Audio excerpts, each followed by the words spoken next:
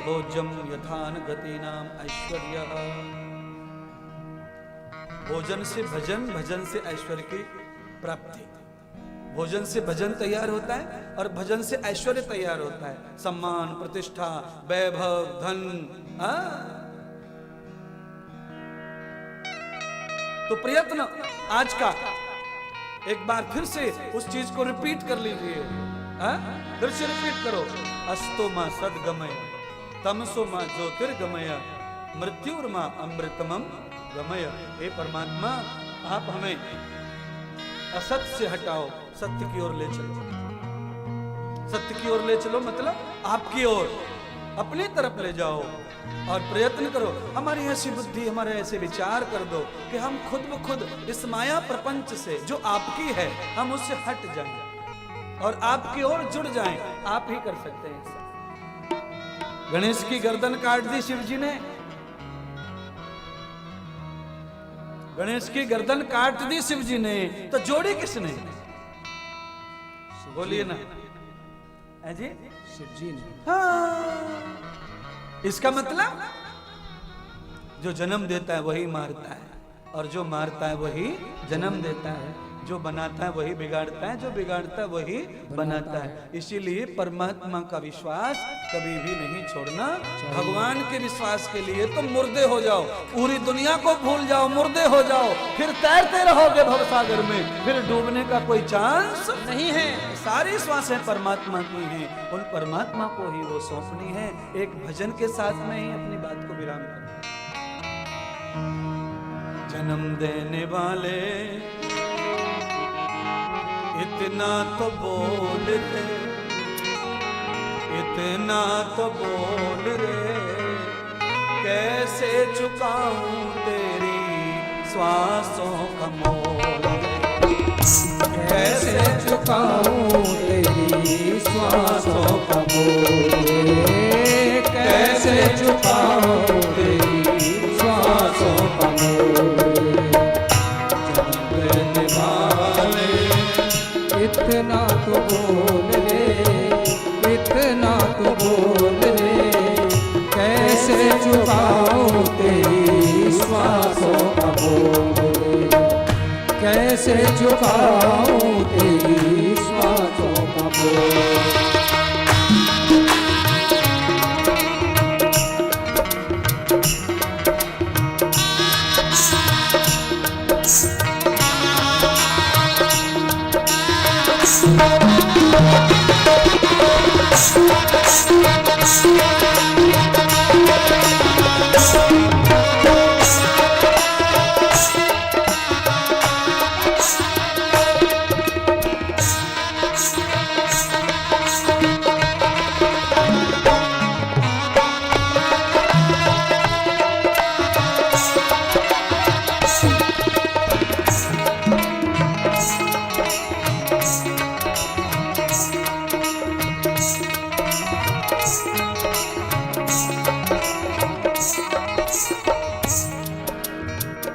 बनिया के यहाँ से उधार लिया, उसकी चिंता लग जाती है हमको,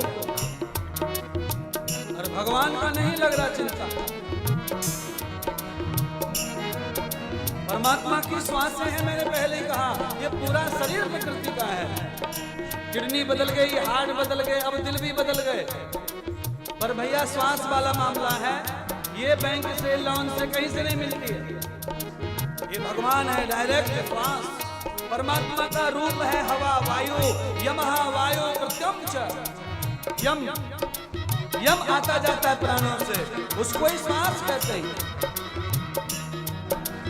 इसलिए सुबह शाम, ज्यादा नहीं तो शाम को सोते समय यह गीत गाओ। कैसे चुकाऊं तेरी श्वासों का मोल, कैसे चुकाऊं तेरी श्वासों का मोल। जन्म देने वाले, जन्म देने वाले, इतना तो बोल रे, कैसे चुकाऊं तेरी श्वासों का मोल, कैसे चुकाऊं तेरी श्वासों का मोल। जन्म देने वाले वाले इतना तो बोल रे जन्म देने वाले इतना तो बोल रे कैसे चुकाऊं तेरी सांसों का बोल कैसे चुकाऊं तेरी सांसों का बोल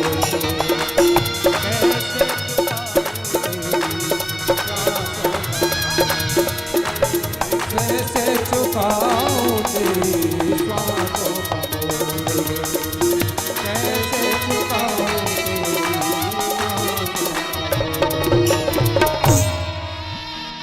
जय राम जय राम जय जय राम श्री राम जय राम जय जय राम। श्वास में राम के अपने आप चुक जाएगा भैया, क्योंकि श्वास ही राम है। आप नाम लो मत लो, पर श्वास की ध्वनि की जो तार है वो राम ही कहती है।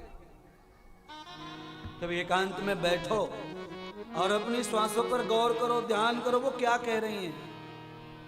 वो जितनी बार निकलती है उतनी बार वो राम कह के निकलती है, बिना उसके निकल ही नहीं सकती। हो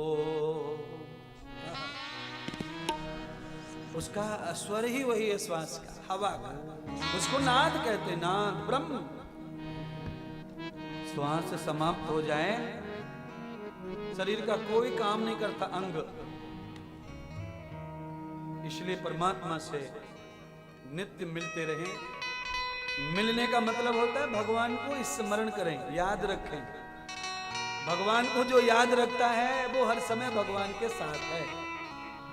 समझो, ये पापी लोगों में ऐसे चमत्कार हो जाते हैं। किसी को याद करो, उधर उसको हिचकी आ जाती है। बोलो, महाझूठों को भी हिचकी आ रही है तो भगवान को क्यों नहीं आएगी तुम्हारी हिचकी। पर याद करो तो सही, अब तुम्हें अरे गहरे से फुर्सत नहीं है। थोड़ा सा कोई काम आ जाए उसके पागल दीवाने हो जाते हैं। हाँ? जन्म दिया है तब से लेके आज तक रोज दिन भर काम आ रहा है भगवान, उसका दीवानापन क्यों नहीं आ रहा है? इसलिए नहीं आ रहा क्योंकि शरीर स्वस्थ नहीं है। शरीर स्वस्थ है तो जगत स्वस्थ है। आहार से, खून से, शरीर से, ये सब मन बुद्धि बनते हैं। सब लोग बोलते हैं हमारा जो रक्त बहता है ना, उससे मन काम करता है, बुद्धि काम करती है, चित्त काम करता है। शरीर में रक्त जैसा वैसा मन वैसी बुद्धि।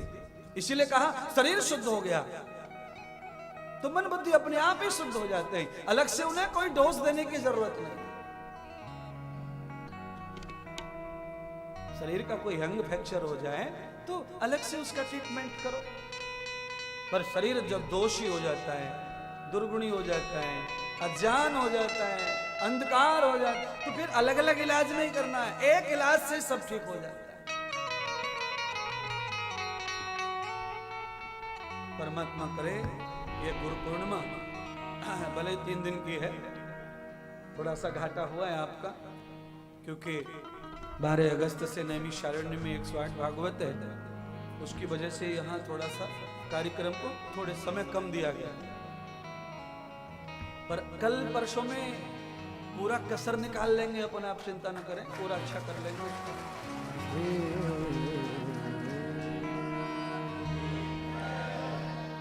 पर जितनी देर के लिए, जितने समय के लिए आश्रम आए हैं, फालतू चर्चा न करें, फालतू बात ना करें, फालतू दृष्टि ना करें, अच्छी बात करें, भजन सत्संग की बात करें, भगवान की बात करें। जितनी देर हो सके आपस में सत्संग चालू रखें। कोई प्रश्न करे, कोई उत्तर करे, बस इतनी बात करें जिससे तुम्हारा चरित्र ना बिगड़े, तुम्हारा स्वभाव ना बिगड़े, और प्रसाद का लाभ लें अच्छे से। जहाँ सुविधा मिले वहाँ रहें। पूरे आश्रम में कहीं भी रह सकते हैं, कोई रोक टोक नहीं है। जहाँ लगे वहाँ, जहाँ सुविधा मिले वहाँ सोए, जहाँ खाने को मिल जाए वहाँ खा ले। सब सेवाएं तो आपके सामने निःशुल्क और प्रतीत हैं। क्यों? हम लोग सौभाग्य समझते हैं। ना तो हम कॉमर्शियल हैं, ना हम व्यापारी हैं, ना हमारा ये धंधा, कथा, ज्ञान, भागवत, ये तो हमारे कल्याण के लिए हमने भागवत, वेद, शास्त्र पढ़े। जब हमें लगा कि हमारा तो हुआ रखा है कल्याण, चलो अब इनका करो जो बेचारे परेशान है, इसीलिए हम बांट रहे हैं प्रसाद। हमने पहले खुद की चमक बनाई है शास्त्र से, भक्ति से, और इसीलिए देखो ऐसे हैं। आपको भी यही करना है महाराज। पहले आप अच्छा करें, क्योंकि ये धर्म है। अगर चप्पलों को साफ नहीं करेंगे तो वो साफ आंगन में भी गंदगी, आंगन साफ कर लिया, चप्पल साफ नहीं की, तो आधा ही ज्ञान हुआ ना ये। इसीलिए आंगन को साफ करना, मन करना बाद की बात है, पहले चप्पलों का सोचो जो गंदगी बाहर से ला रही है। इसीलिए जो बाहर से गंदगी लाता है वो शरीर है, पहले शरीर को साफ करो, बाद में हृदय आंगन साफ हो जाएगा। चप्पल अगर नहे धो के अंदर जाएंगी तो फिर जो गंदा आंगन है वो जैसा वैसा रहेगा, गंदगी नहीं बढ़ेगी। फिर साफ कर लो, सब अच्छा हो जाएगा। इसीलिए हर जगह पर व्यवस्था से, मर्यादा से अपने आप को चलाएं। और ये शुभकामनाएं वेद कथा की। आज का मंत्र याद रखना, 2 मंत्र दिए मैंने। एक मंत्र दिया है सत्य में जिए, वही हमारी जिंदगी का बेस है।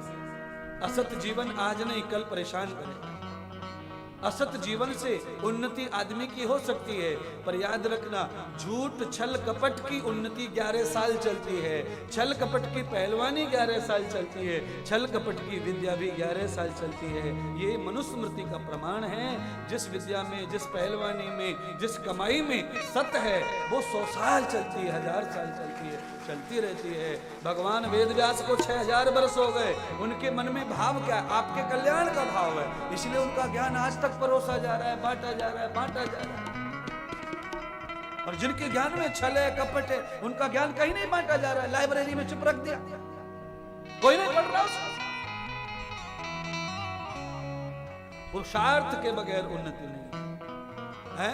आप अपने लिए कमाओ, अपने बच्चों के लिए कमाओ, खूब उन्नति करो, सामर्थ्य रखो, पर बच्चों का भला, आपका भला दान से, सेवा से, यज्ञ से, सत्कर्म से है। जब तक सत्कर्मों की जीवन में आप तैयारी नहीं करेंगे, सीमेंट कितना भी बढ़िया लगाओ, ऊपर से कितना भी महंगा लगा दो, डबल छाप दो सीमेंट को, पर तुमने अंदर कच्ची ईंट लगाई है तो सीमेंट ज्यादा दिन टिकने वाला नहीं है। बस यही बात है। इसीलिए सीमेंट जैसा लगाएं, पर ईंट मजबूत होनी चाहिए। हाँ, ईंट अगर मजबूत है तो कई साल तो बिना प्लास्टर के निकाल देती है मैंने। इसीलिए अंतर सत्य होता है, उस सत्य को मजबूत रखना है। सत्य मजबूत कैसे रहेगा? आहार से, व्यवहार से, सत्पुरुषों के सानिध्य से। कथा में दृष्टांत दिया तो कहा साधु के पास में दोनों बहनें गईं और उन्हें सच में भगवान मिल गए। उन्होंने झोली खोली, डिब्बा में देखा तो पीतल के रखे, और मालिश कर रही है, मक्खन से पैर सीधा कर रही है भगवान का, और हो गया। इसीलिए सहज स्वभाव दर्श जब दीनी, जब भक्त का स्वभाव सहज हो जाता है, मन में छल कपट नहीं रहता, बैर नहीं रहता, तब भगवान बिना ज्ञान के ही प्रकट हो जाते हैं और दर्शन प्रदान करते हैं, सबका सुख प्रदान करते हैं। बहुत बहुत धन्यवाद। आराम से विश्राम, अब आरती करते हैं, कल फिर आपके साथ जुड़ेंगे सत्संग के साथ में।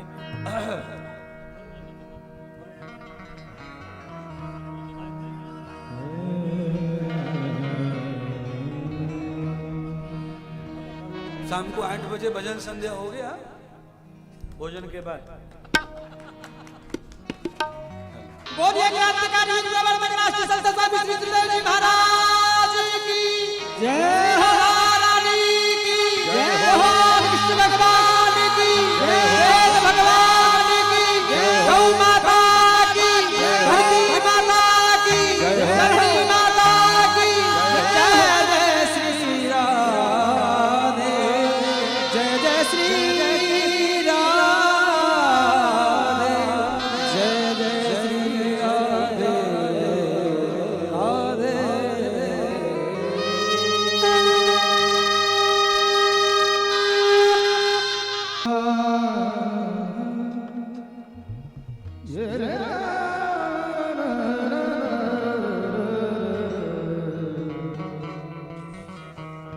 मुरली मनोहर गोपाला मुरली मनोहर गोपाला मुरली मनोहर गोपाला मुरली मनोहर गोपाला गोविंद राधे